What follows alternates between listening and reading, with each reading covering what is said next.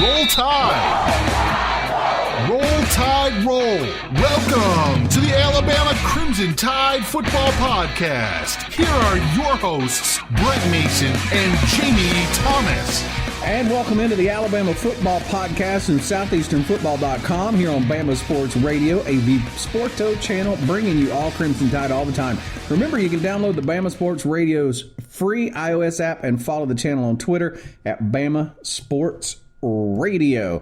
And broadcasting live from our respective Alabama and Auburn bunkers in Southeast Alabama, I am Brett Mason, along with my co-host Jamie Thomas. War Eagle, sir. Roll Tide, Brett. Roll Tide. Real quick, our show's brought to you by Oddsworth Betting, one of the greatest pick services in the country. You can check out their Stat Hack sheet, which turned $100 into $20,000 1 week last year. So far this year, they're up over $13,000. If you want to check that out, go to southeasternfootball.com/win anytime to see proof and get your free picks at southeasternfootball.com/win. We are a proud compensated affiliate and happy to have them as sponsors of the show. Got a pretty good show today. We've been begging for stuff to talk about for like 2 weeks. Finally, we got Alabama finally got their first scrimmage underway. Auburn had their second scrimmage underway, so things are starting to get exciting in the SEC and at Alabama and Auburn. Wish we had a little more news from the scrimmage, man. I mean, it's like the coaching staff, they don't want anybody to know anything. Yeah, we did get some stuff of that, and we're going to break that down on the show today, so we got that for you to look to. We're starting a new segment on the show this week called The Big Five. We're going to try to run down the 5 biggest stories of the week from Alabama football. We may include things from the SEC and the NCAA in general as well. You never know what will wind up in the Big Five. We'll see how that goes. And we got this new Pick'em contest to tell you about. We're pumped up about that. That was Jamie's idea right there. You have him to thank for that. Hey, we're gonna be giving away some prizes, aren't we? Yeah, we'll do a weekly prize. So whoever does the best picking, and then we're going to do a big one for whoever wins for the whole year, right? That's right. We're going to have a weekly winner, an overall winner. It's going to be a lot of fun. I may even put some bounties on Brett. If anybody can outpick Brett, I may throw in a gas card or something. We'll have more details on that later in the show, exactly how you can sign up. Plus a new guest that's going to start being on the show with us every week. Finally, somebody that's intelligent and understands college football will be on the show with us. I'm excited about that. I'm pretty excited about that, too. She's a Bammer. Oh, God. And the quarterback battle, we'll talk about that a little bit later on in the show, and then we'll wrap things up today with these crazy CBS bowl predictions. I think I categorized them correctly. Would you consider them crazy? Or? It's absolutely insane, man. I don't understand. I guess that's all part of the preseason, though. The fun that comes with being a big media outlet like CBS. They get to look like idiots, and by the end of the year, nobody cares. Well, everybody's doing it, and the thing about it to me is, like, what can you know before anybody has played one single down yet? I mean, come on. I mean, we haven't seen anything. I mean, and one of the predictions, oh, my goodness. That's the good thing about, though. They're always amusing, so at least it's something to be amused about. That one team's going to lose at least 3 games this year.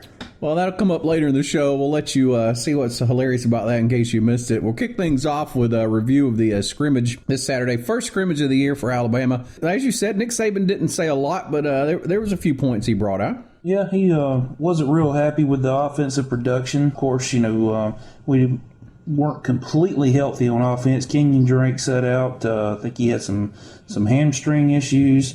They didn't want that to become a recurring problem. No need to worry, though. I think he's going to be back next week. He'll probably be involved in the next scrimmage.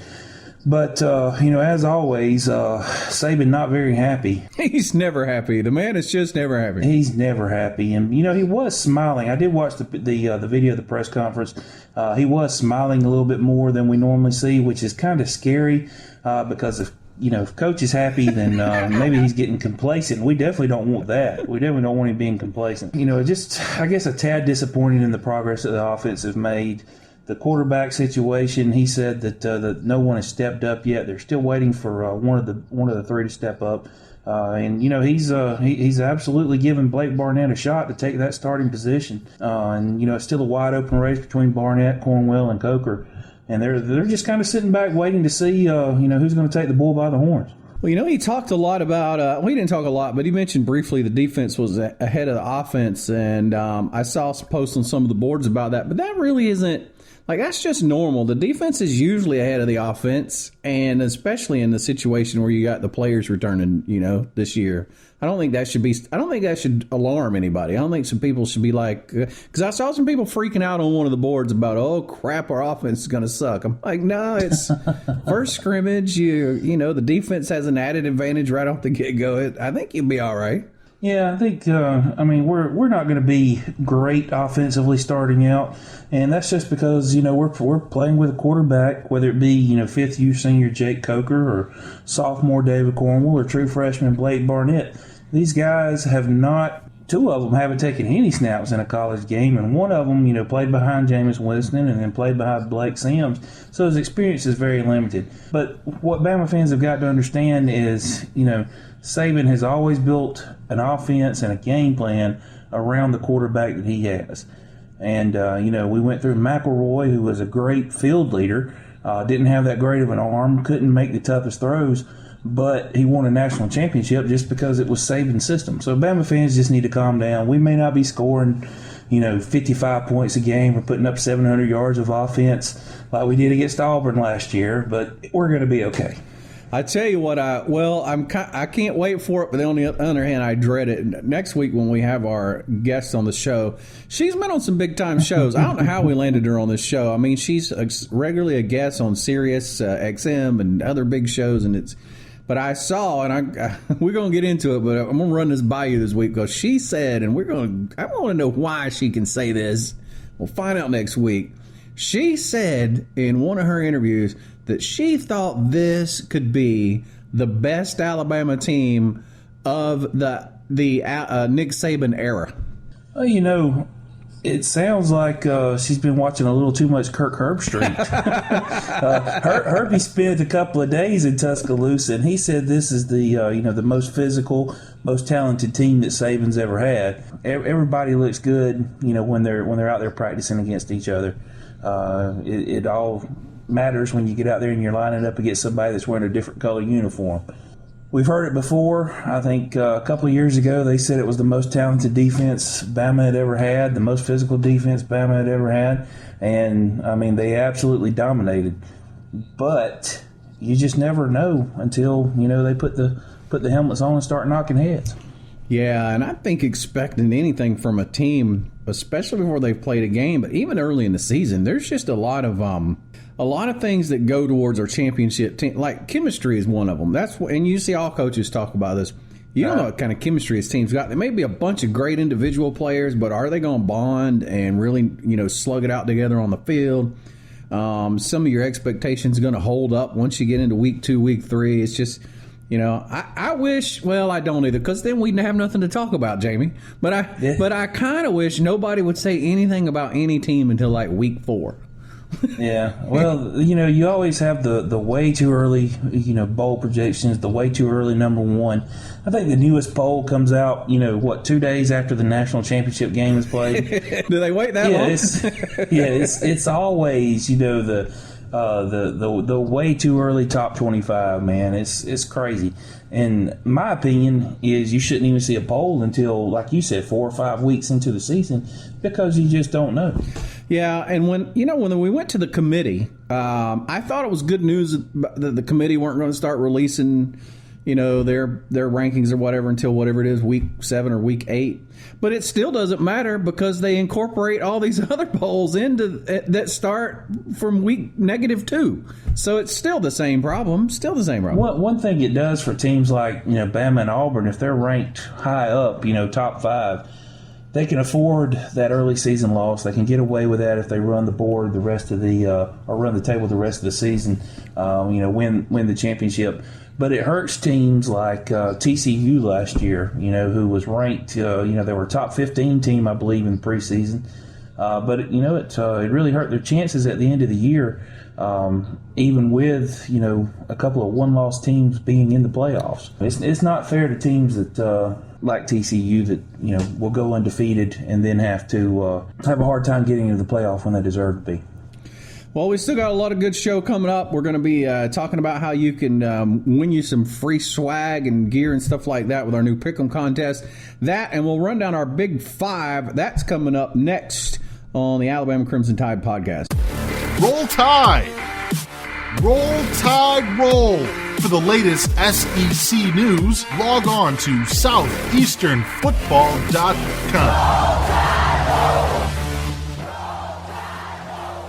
And here we go with the Big Five. It's our weekly segment where we'll tell you the top biggest things you know into SEC football. We'll take a look at the series, wacky, funny, shocking, whatever we think's deserving of making a top five list.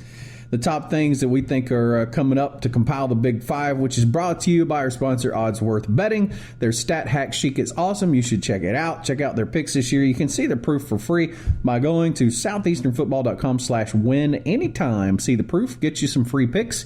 southeasternfootball.com/win. We are a proud compensated affiliate. I'm glad to have them as a sponsor of the show, and especially this segment, the Big Five. We'll see how many weeks the Big Five lasts, Jamie. It could be an idea that lasts all season, or this could be the last week of it. Hey, if they keep winning, we could probably come up with 5, 10, 15 things to talk about. But the first loss, it's going to be tough. Well, you notice that's why I said we could include other things in the top five. I mean, theoretically, we could put what's going on in China into the top five if it was big enough news. So, I mean, I left it kind of wide open, you know.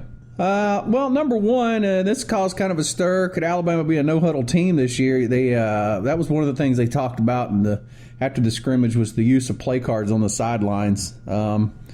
Especially from a guy who was so far against it 2 years ago. Then last year they kind of went no-huddle stuff. This year going to cards. That's a big change on an Alabama sideline. Yeah, they sped it up. And to clarify, everybody says Saban was against the no-huddle. He was never really against the no-huddle. He was making a comparison of the no-huddle to the NCAA enforcing practice restrictions. So to stand behind Coach on that, he's gonna scheme whatever is best for his offense. If he's got an offense that can run 90 to 100 plays a game, then he's going to run 90 to 100 plays a game. And we talked about this before we went or started recording today about the Bama team being leaner. Not quite as as big as they used to be. Well, this could be the reason why. I mean, if they're scheming up play cards and hurry up no huddle, then that's the reason they're dropping some weight off of those offensive linemen. Number two on the Big Five, Nick Saban had to smack your boy Lane Kiffin down a notch or two because of how much he bragged on Calvin Ridley, which by all accounts, Calvin Ridley is like the second coming of Amari Cooper now. That's like all you can see. Man, and what excites me about Calvin Ridley is the bond that he's already developed with the quarterbacks. He loves working with Blake Barnett. He loves working with Cornwell. He seems to have a bond with Jacob Coker. If you follow, social media, this guy's got pictures of him all over social media with him and his quarterbacks. He is going to be an absolutely talented wide receiver. He may break every record we've ever seen from a wide receiver at Alabama. Got some great video of him running some slats and some deep routes and stuff in practice. If you haven't seen that video, you can check it out on the website, southeasternfootball.com. Just click on the Alabama tab. I was watching some of that yesterday. It was pretty cool. Number three, we won't spend a lot of time on, but it made the list, the quarterback battle. We're going to be talking about it later in the show, so we won't spend a lot of time on it now. But that's going to be in the top five until there's one named, probably. Yeah, and I think they said they wanted to name one within the next 10 days, which, in my opinion, that's cutting it a little too close. I'd like to know tomorrow who the starter's going to be. Of course you would. But, I mean, this was really, it's been tough, and this is really what all Bama fans are talking about right now is who's going to be the guy on the field, that takes the snap. And, man, it's a great problem to have, or at least I think it's a great problem to have. We've either got three really good quarterbacks or we got three guys that couldn't hit the broadside of a barn. You talked a little bit about this in the show open, but Kenyon Drake, hamstring, probably nothing too serious, but he sat out scrimmage. Chris Black out with the ankle. And Robert Foster still has a sprained knee during practice. I guess happened near the end of scrimmage. I think Kenyon was just precautionary. They didn't want that to be lingering throughout the year, which is great because he's we know what he can do. Even coming off the knee injury, he's gotten faster. He's cutting better than he ever has, and he's going to be the big part of the offense. He's going to be the Amari Cooper this year. No reason to have him missing a few games because of an injury like that. Chris Black, recurring ankle problems. He's had this problem ever since last year. Not sure how that's going to affect him, but he definitely needed a rest. And then Robert Foster, man, we need him back as soon as possible. And then the big news, I guess this came out yesterday. It was the first time I saw it was yesterday. New rules, several new rules this year. One of the big ones, they experimented this last year. They had the one crew that was an 8-man crew with the officials last year. Mm-hmm. Apparently that worked so well. All the SEC crews will be 8-man crews this year. I don't know if you saw the stats on that. They said the 8-man crew was right in the middle of penalties. Like half the other crews had less penalties, half the other crews had more penalties, and the 8-man crew was right in the middle, and they think that's a sweet spot, and that fans will be able to tell a difference in the officiating this year. It'll be interesting to see how it goes. I think it's probably a good thing with all the hurry up. I think it probably helps them for that. Yeah, no comments on that other than all the referees suck anyway. So. Well, they do when the call don't go your way. I can tell you that. Right. We're going to love them one week and hate them the next. They brought in an illegal equipment violation now that's much like when your helmet gets knocked off. If they aren't happy that your shirt's untucked, you're out for a play till you get that shirt tucked. I hope that they're not really extreme about that, because you could probably almost at any time call some kind of equipment penalty on somebody if you wanted to. What if your jersey gets ripped, or your shoulder pads flopping out of the top of your jersey, or your shoes untied? I mean, how far are they going to go with this? Yeah, I mean, it could be a good thing if they do it right. It could be a nightmare if you get some penalty-happy referee out there. Yeah. Or, God forbid, let me use as my new favorite word, Jamie, allegedly. If you had some allegedly paid-off referee, allegedly, supposedly, pulling other players off a pile is a penalty, even if it's your player and you're just being friendly. Really? They didn't say what the penalty would be, though. 5 yards, I guess? I don't know. And they're really trying to improve on this protocol for concussions now. They're going to have an independent, so it won't be from either team. I don't know. I guess the SEC will supply it. I don't know who the guy will be or woman. So if somebody takes a big hit to the head and they have to come out of the game, this person is going to check for concussion? Well, from what I understood, they're going to be there to make sure that the team doctors are following the correct concussion protocol. Make sure nobody's trying to skirt the rules. Well, safety first. Oh, yeah. I mean, I don't think anybody can have a problem with that. I'm all for that. Absolutely. There you go. It's the Big Five. Maybe the last week ever we have the Big Five. We'll just have to... It remains to be seen. Roll Tide. Roll Tide Roll. Subscribe to our podcast on iTunes, Stitcher, TuneIn, and iHeartRadio. Just search for Tigers and Tide. I'm really excited right now to talk about the new Pick'em contest. My partner, Jamie Thomas, is the brainchild behind this. He's like, man, we should do a contest and give away free stuff every week. Everybody loves a good Pick'em contest. Look, I wasn't 100% on board with it until Jamie said that he would be supplying all the prizes and I didn't have to pay for nothing. And I was like, oh, this is great, man. This is an awesome idea. I went and bought a 12-pack of Auburn napkins. That way, anybody that's an Auburn fan that wins, we have 12 weeks of football. I'm going to send them all a napkin.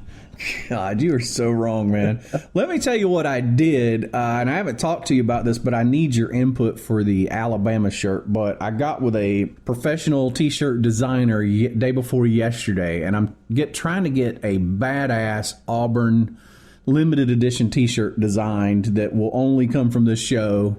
We'll have some that you can buy. We'll give some away, and we'll mix it into this contest. And I need to get with you about designing the Alabama one. But so that'll be one of the things. That'll be kind of cool. Yeah, that's very cool. If you want to go ahead and sign up for that, we're using the Yahoo Fantasy League for that. It's real easy. You just go to southeasternfootball.com/picks, southeasternfootball.com/picks.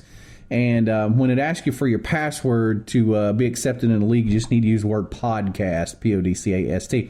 And look, somebody to help you with their picks next week. We talked about this earlier. Her name's Elizabeth Sturdivant. Did you check out her website or anything? Yeah, she's a looker, that Elizabeth is. She's legit, man. She's an Alabama graduate. That makes her so much better. She hosts a show, Money in Your Pocket, where she just does picks, and she was a winner last year with her picks. All last season she was up, so that's pretty impressive to go a whole season and be up. She's also a guest on, I don't know how many shows she's a guest on. Probably the biggest one is she's a guest on Scout.com's Fantasy Sports Radio on Sirius XM.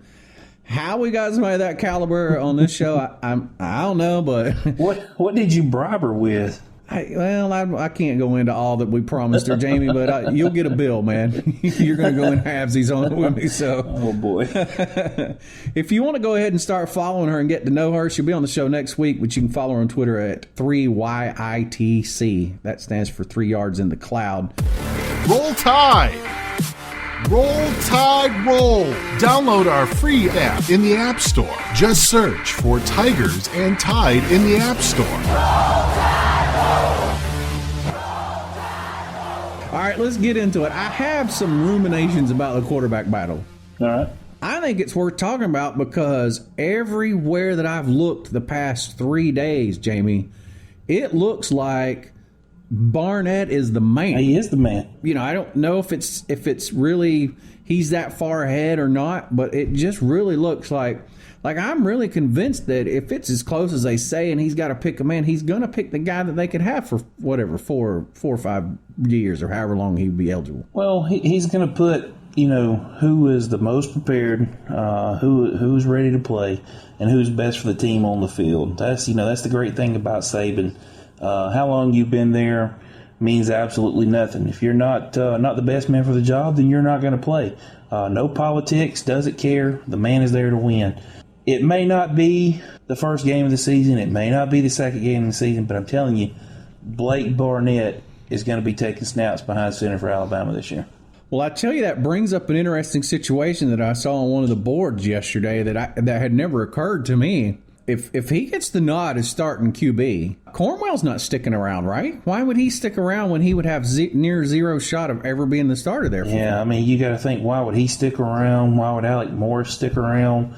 Why would these top recruits that Bama's trying to sign, why would anyone that wants to play next year stick around? But I guess there's always that chance Barnett could get hurt. I mean, do you stick around for that? I mean, I don't know. I've never been in that situation, so I can't tell you.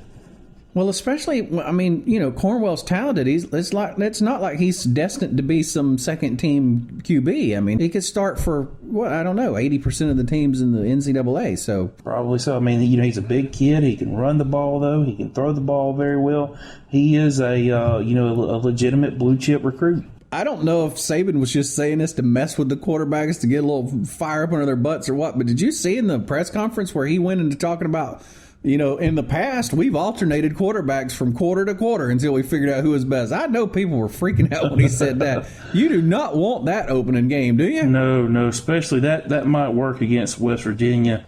And it almost backfired last year against West Virginia, but against a team like Wisconsin that's going to beat you down and, give you a legitimate run in this game. No, we need to have a starting quarterback that can get into a rhythm and can lead the offense down the field. And, I mean, they've just got to have faith and, and believe in whoever's going to be back there taking the snaps. Well, I'll say the only other thing I can say about this is it seemed to me, first of all, you could tell Saban was genuinely frustrated. Like, this isn't some kind of ploy to keep people guessing about who his quarterback's going to be. He doesn't play those games, man. Yeah, I mean, he legitimately is frustrated with the situation. But from the press conference after the scrimmage, it looked to me like that all those guys, any of them probably are talented enough and doing the mechanical ABC, got the right play. They're all probably killing it at that.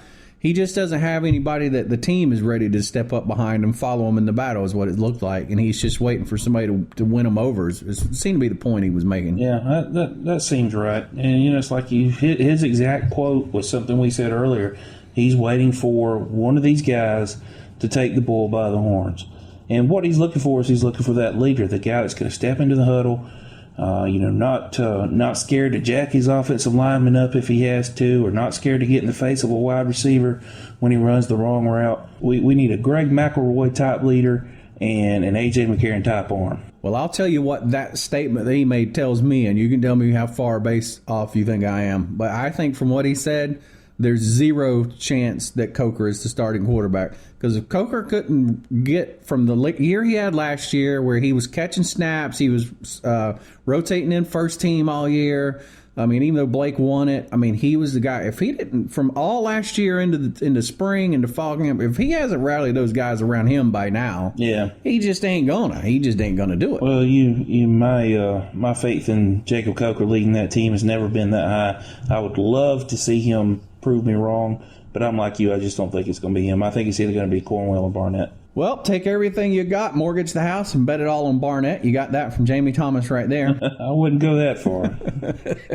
All right, we're wrapping it up with the most interesting, I'd say quite somewhat humorous segment of the entire show as we talk about the CBS release of their end of the season bowl prediction matchups. Who with any grain of sincerity can say that we're predicting who's going to go to a bowl at the end of the year? I mean, come on. Well, not just that. They've given us the playoffs and. Oh, I know. It's just crazy. Except, I mean, they're absolutely right. Look, don't get me wrong. They're absolutely right about Auburn being there. But the rest of it, I'm just not sure about.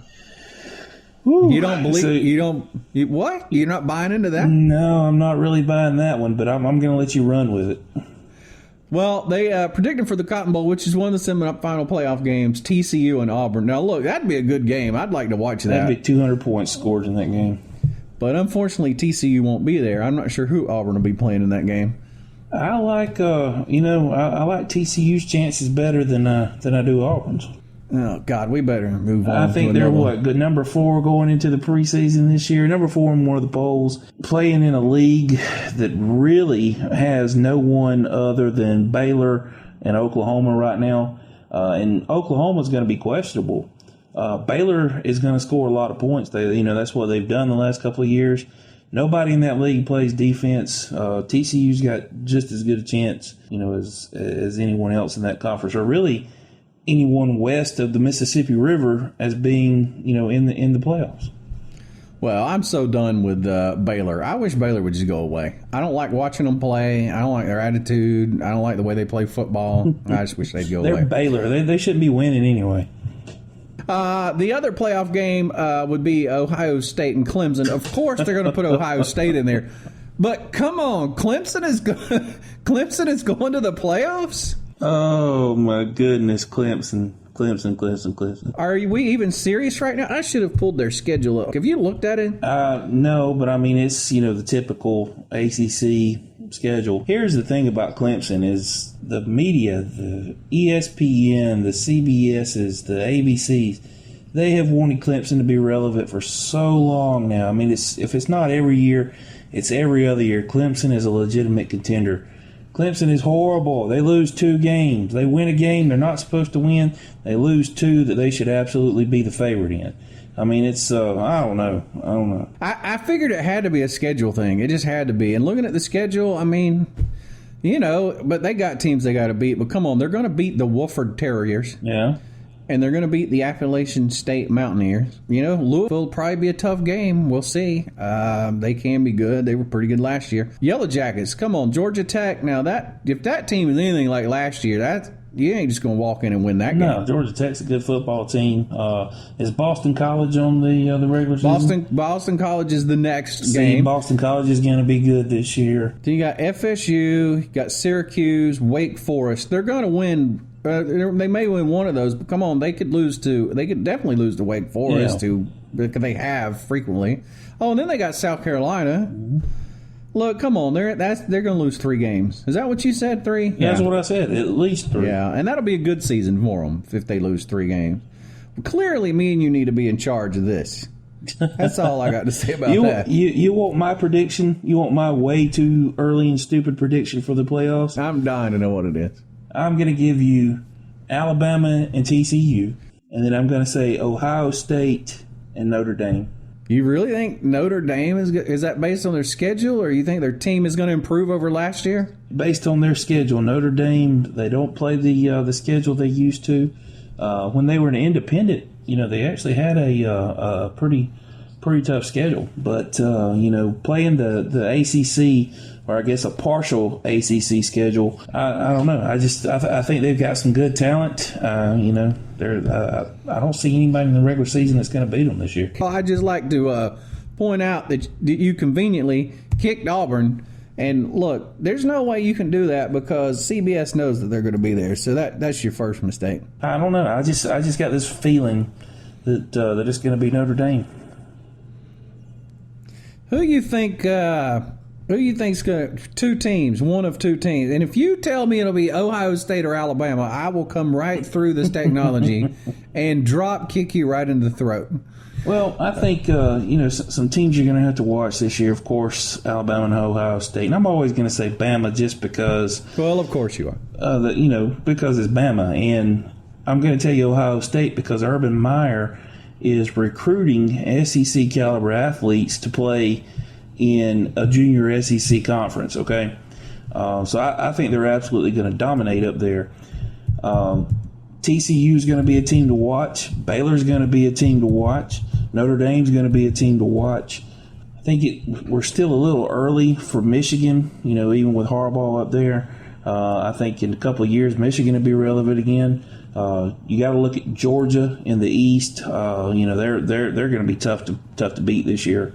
They've got Bama on the regular season. In fact, I think that's a good chance for Alabama to lose a football game this year. I'm going to tell you what, if Ohio State isn't in the championship game, their license to play football should be revoked. It should. It absolutely should. They play like one team all year. Or I don't even know who you would consider another team. I mean, obviously Michigan is a big game for them, even though Michigan they weren't as great as they have been. Well, they've got Wisconsin, and they've got Virginia Tech beat them last year. That was their only loss. But what else is on this schedule? Come on. Rutgers is going to beat them. What do they have Wisconsin in the regular season? The Golden Gophers is going to beat them? Yeah, no, they're not playing Wisconsin. Man. Come on, who's going to beat them? Well, Michigan State. Michigan State can play. Michigan State's been playing some good football, but I think it's going to be a down year for them this year. But they can. I'm just looking at teams that could potentially play them. Like, I'm not saying teams that could beat them, just teams that can play them. They got like 2-3. That's it, man. They definitely should be there at the end of the year. What a joke. That makes me sick even seeing that, man. Can you imagine Alabama or Auburn or LSU having a schedule like that every year? You would be in the national championship game every year if you had a schedule like that. Well, that's frustrated me beyond belief. You hear me? I can sense it in your voice. Let me tell you about something you can do if you appreciate the podcast with your old buddies Brett and Jamie here. You can join our Patreon supporter and become fans of the show and help us out, which do some fun stuff in the process. Whether it's just a person who wants you to hear your name on the podcast or you have a business or something like that, you can participate. Nothing would make us happier than to rename our podcast the Bob's Rib Shack Alabama Crimson Tide Podcast. That is my goal before the year is over. I don't know who owns Bob's Rib Shack, but I wish somebody would let him know. If you would like to dry ice those ribs, ship them to us, we would be more than happy to taste test and provide 100% unbiased feedback on said ribs. We're going to have different prize packages for Patreon supporters. Lots of fun stuff that if you want to see all the different lists of levels that you can support us and things that will perk you back if you do, head on over to southeasternfootball.com/support. Southeasternfootball.com/support. Man, we survived that podcast. It went a little longer than normal, but we went from thinking we weren't having much to talk about to it being a pretty full show. I enjoyed it. Reminder, we also do an Auburn Tigers podcast. If you'd like to check that out, you can head on over to the website and get the details on that, southeasternfootball.com. And don't forget to follow us at Tigers and Tide 1 on Twitter, facebook.com/Tigers and Tide, and be sure to follow Bama Sports Radio at Bama Sports Radio for the latest on Crimson Tide sports. Thanks for listening to the Alabama Football Podcast from southeasternfootball.com on Bama Sports Radio, a V Sporto channel. Thanks for listening. Download our free iOS app. Just search for Tigers and Tide in the App Store. And subscribe to our podcast on iTunes, Stitcher, TuneIn, and iHeartRadio. Just search for Tigers and Tide. And for the latest SEC news, log on to southeasternfootball.com.